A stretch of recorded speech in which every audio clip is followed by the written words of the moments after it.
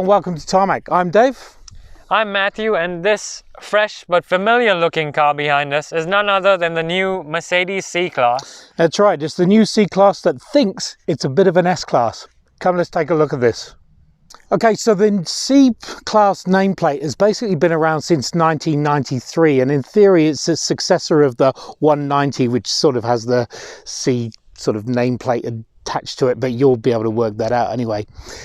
And although the world has now moved towards SUVs, I mean, you see them everywhere, this saloon style is still so very, very important to Mercedes, and mainly because of the amount that they've sold. Certainly over the last 10 years, or even back to when there was 190s, they've sold over 10.5 million. So that's quite a lot of numbers to ratchet up. And that's why this one, although, like I said, saloons are just not that in vogue anymore, certainly not in New Zealand, they've spent so much time and effort on this. Taking a little bit of a closer look, the grille itself is now the A-frame sort of grille here. This has got the single winged propeller tied to it, and also you see all these little stars going through here, and it is a bit of a star, as they say. Looking further around the side here, the headlights are very much in tune with the whole matrix LED side of things that go. That may be the option on this, but that's the way they're going from there. And looking further down here, as you go through, the vents here are blocked off in this, but as I guess when AMG get their grubby little mitts on, this will be open up. And actually, yeah, there's no air. Actually, there is a bit of airflow through here. And actually, some of the other vents are really not that, they're just fake, but that's okay. So this is the new 6th generation, as I say, and what they've done with it, they've made it bigger than ever. So it's now 4.8 meters in length and just a shade over 1.8 meters in width. And that actually all comes down to a wheelbase that's about 25 millimeters longer, and that gives you more room inside, which Matthew will go through in a minute. So it is bigger, and it just looks more stately, more dominant, which as I say is nice. More of the executive that's made it, which is really where it's always been. These nice big chunky feet here, they're 19-inch and some really nice, I think they're 3 or 4 pot brakes in there, so plenty of stopping power. And the rest of it, this one comes with the AMG body kit or body kit styling as standard in New Zealand, so that might be different elsewhere. But that has meant that we are optioning up things like the sunroof, and there's a few other things like the matrix headlights and other things like that that really do have to, you are ticking the boxes as you're going through. The rest of it, plenty of chrome, and just, like I said, this nice sloping roof line, this coupe style sedan. I mean, it's lovely. Look around the rear. The new thing for the rear is the fact of these LED headlights, tail lights actually, are now into the boot space here. So a nice wraparound and obviously very bright. As I say, this is the 300 option, or this is the 300 option, and we're going to the power and stuff like that. But again, with the stuff that they're sort of scrimping out on, so there's no kicker tailgate. So if you're doing your Mercedes dance out here, nothing going on there. These tailpipes are not tailpipes at all. They're actually, I think you could basically store things in here. It's just stuff under there, which is rather bizarre because the two tailpipes are actually, or the exhaust pipes are in there, but just pointing downwards. And the diffuser's sort of fake as well. The good thing about it, I guess, is there is plenty of boot space, 455 litres, so plenty of room to throw things in, but not the biggest in its class. So I think it's ample, but if you are a person that really, really does have to make sure you're getting the best out of the boot space, this is not quite it. But something you can get the goods or the best stuff out of is under the bonnet, so let's go there. A 2-litre 4-pot, basically it's got a twin scroll turbo that's been inspired by Formula 1. Now what that does, or combined, what it gives you is 190 kilowatts of power and 400 newton meters of torque. So that whole 190 thing that you heard of earlier, there it is again, right here. 0 to 100 in just 6 seconds, and a 7.3 litre per 100 kilometre in basic fuel efficiency, and that is because it's a mild hybrid. So it's got the integrated starter motor, so it switches off and catches back up very quickly whenever possible, and will cruise and things like that. So it's very, very, very efficient. Unlike Matthew, who's not very efficient, and he's inside there. So let's go and have a look and see what he's got to show us there. Now, I may not be that efficient, but the interior of the Mercedes C Class has always been quite efficient in its use of materials, where, I mean, that they put all the soft stuff and all the silvery stuff in all the right places. So if you take a look at the dashboard, for example, at the top you have a nice sort of leather material there, and it's quite soft too. All the air vents are these nice circular ones, like a reminiscent of the SLS and cars like those, basically, and they make a nice sort of satisfying click to them when you do play around with them. They also have these LEDs inside, LED lighting rather, inside, which go blue and red depending on whether you're adjusting the AC from warm to cold, so that's quite cool. Below that then you have this open pore wood trim, which is always really nice and feels good to touch and gives the cabin a little bit of an S-Class feel to it. There is, of course, a few scratchy plastics here and there, which I guess is to be expected because it's a C-Class, but there are a few more of them in this car than I'm comfortable with. Speaking of getting comfortable, those seats, they're these nice leather units, solidly bolstered as well, comfortable on your back and all the important areas, and of course electronically adjustable for both the driver and passenger via the door. This car, however, doesn't have the heated and ventilated seats. That is an option. So if you do live in a cold country, make sure you check that box when you're buying your C-Class. In terms of practicalities, they have thought about the storage spaces in here. So there's good sized door bins, there's nice glove box in there. There is a compartment in here for wirelessly charge your phone, which keeps it nice and sort of out of sight of the driver, which I really like. Of course, space underneath there, and there are plenty of USB-C chargers as well around the cabin. So one in there, a couple in here, and of course the wireless charger, not to mention. So plenty going on down the middle here, but of course the big highlight with this new C-Class is this screen over here. So let's take a quick look at that. The inspiration for this touchscreen actually comes from the Mercedes S-Class, which we reviewed earlier on last year, and it's got a really nice floating look to it, and there is of course an outline around here with LEDs, so you can change the color of that as you like. The screen itself, nice and large, they're very clear, got all the important stuff that you want, and all at a swipe of a finger basically. It's also got, "Hey Mercedes, how can I help?" Cancel. So because of that, you have to be a little bit careful with how you use the name of the car while you're around and driving. One of the cool things that we found with this new C-Class is that when you go into the information screen, it's actually got this sort of really dynamic gauge of fuel efficiency on the left side and then your charge level on the right side. And actually when you flick through to vehicle, it tells you how much of the accelerator and brake you're using, and then lastly onto the engine, where it actually shows you how much of torque and power you're using, and then of course the boost pressure. So it's got an actual turbo gauge from factory, and that's pretty cool. So this bar at the bottom has all the shortcuts that you need for the screen. So on the left you have the mode selector, so press that and you can choose between Eco, Comfort, Sport, Sport Plus or Individual. You have a shortcut there for the cameras.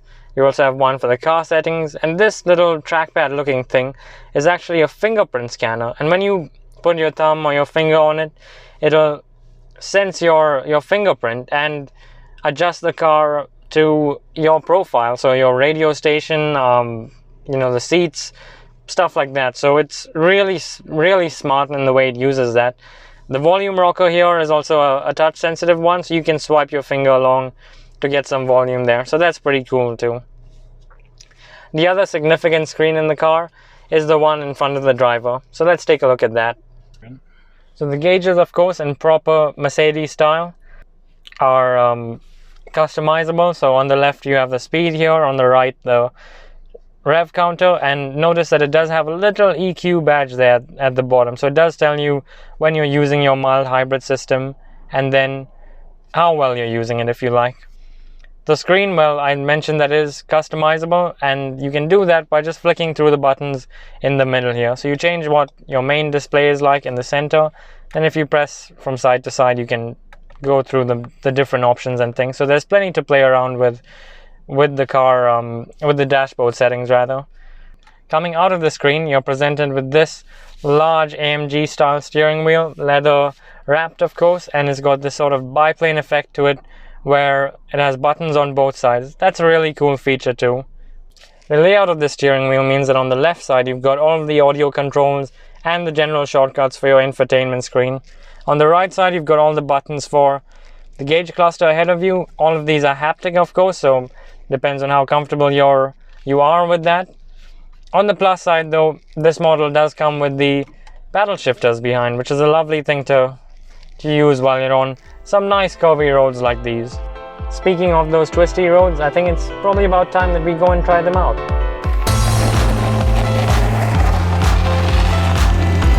Now, the new Mercedes C Class, the idea has always been to be like a baby S Class, but I think in this generation it's more prevalent than it ever has been before. Yeah, I think you're right. They really have. I mean, the tech is. As you've hopefully have seen before, we've reviewed the S Class, and this whole cabin here, apart from obviously slightly smaller, well, reasonably smaller, is the complete mimic of it. It's great, including the dash itself. So the instrument cluster, you can set up the same sort of images that you've got there, and then this whole infotainment structure down here is just the same. It's great. And the dashboard design looks really sort of nice and clean and flows well. And even though this infotainment screen in the middle is quite large, it doesn't feel like it's, dominating the driving experience or, encroaching on your space or anything. Yeah, oddly doesn't seem out of place, which is great. And it also minimizes so much stuff. And at night it's just illuminated. There's stuff everywhere. It's just really bright, and you can set the colors you like. That's something that people have really seem to have enjoyed with all of Mercedes' new cars, is just that LED ambient lighting, and the range of colors available is just incredible. Looking around the rest of it, to go through the basics, the seats are very comfortable. I do miss the heated seats, just saying, and also the massage, because I think then you know you've really made it. This doesn't have the sunroof, so the cabin is quite dark, as you can probably see, but the windscreen's big and the windows are good. It's a well spaced sedan. And I was just telling Dave earlier actually, is if you look at it from the outside, the side view of the car, you could be forgiven for mistaking it for an older E-Class or something, because this has just grown up so much more. Yeah, it is bigger, obviously, even from the wheelbase up, so most definitely. Then it comes down to the way that this car drives. We haven't discussed this yet, but the suspension on this vehicle is amazing. It just sits so nicely into corners that you would not believe, and the balance of it, it's just so nice. And the other thing is the turning circle, which I'll show you now. It's great. You can just zoom around and then just away you go. The driving modes are great. You go from comfort up to Sport Plus or individual. Sport Plus does give you that extra engine note, which is great. There is a sound composer in the car, so it kind of pipes in noise that you would like to hear. So not just that of a 2-liter turbo, but also mimicking some more of Mercedes' 6-cylinder engines, for example. Noise you would like to hear? What?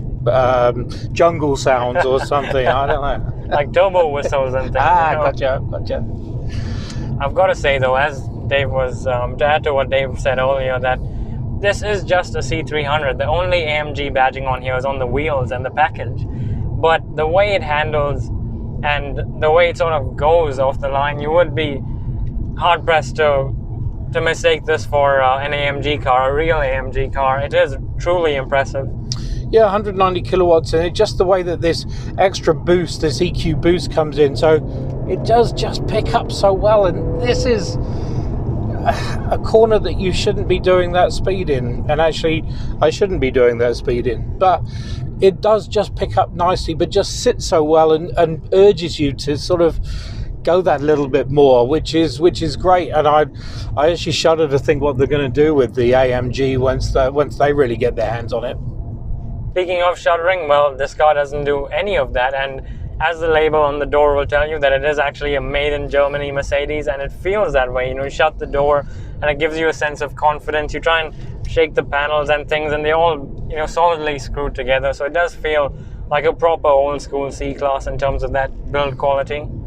And when you say shut the door, these new door handles that are sort of floating, it's kind of a new way to close, not a new way to close the door, because you close the door the ordinary way, but it's just got this floating panel that you can just slam the door with. And the other thing is room. We stuck Matthew back there earlier, and it wasn't cramped at all. He seemed to have quite a whale of a time in terms of headroom, legroom, and everything else. A few other things that this car really impresses me by is the range. I mean, that engine is so efficient. It may be very grunty for a 2-litre, but it's also very efficient. We started off with almost 800 kilometers of range, which is not bad from the size of the tank. And also just the way it's the cabin's so relatively quiet. This is usually quite a rough road, and it's usually quite loud in here, but it's very, very smooth. Yeah, that's a really interesting note, because as Dave showed you earlier, there's not a lot of rubber around the tires actually, and it's got those big AMG wheels, but in here it's very, very nearly pin drop silence. Yeah. And last but not least, it's loaded with Mercedes driving aids, so parking assistance, lane keep assist, which is it's still a bit invasive, but it's okay. You know, Distronic, the adaptive cruise, it beeps possibly a little bit too much than it should, but then most cars are becoming very neurotic now anyway, so not bad. But on the whole, I'm impressed with this car, and long live the sedan as far as I'm concerned. I absolutely agree with that. It's got, you know, the practicality to have, you know, the two of us or 2 more people or even 3 more people in the back. It's got ample boot space, enough power to pull a full car, and it handles a lot nicer too. So there you have it, the new Mercedes C Class, the 6th generation C Class actually. So you know it's bound to be good if it just continues to come out with generation after generation after generation. This one is bigger, bolder, cleverer, smarter, more in tune with its S Class, bigger brother, bigger sister, whatever you want to call it. And wow, it's fun to drive. It's a really good all-round car, not just comfort-wise or sporty. It's the whole package really, and a very usable sedan all around. And efficient too, unlike us. Thanks for watching. Make sure you subscribe. It will be there. And we'll see you on the next one. See ya.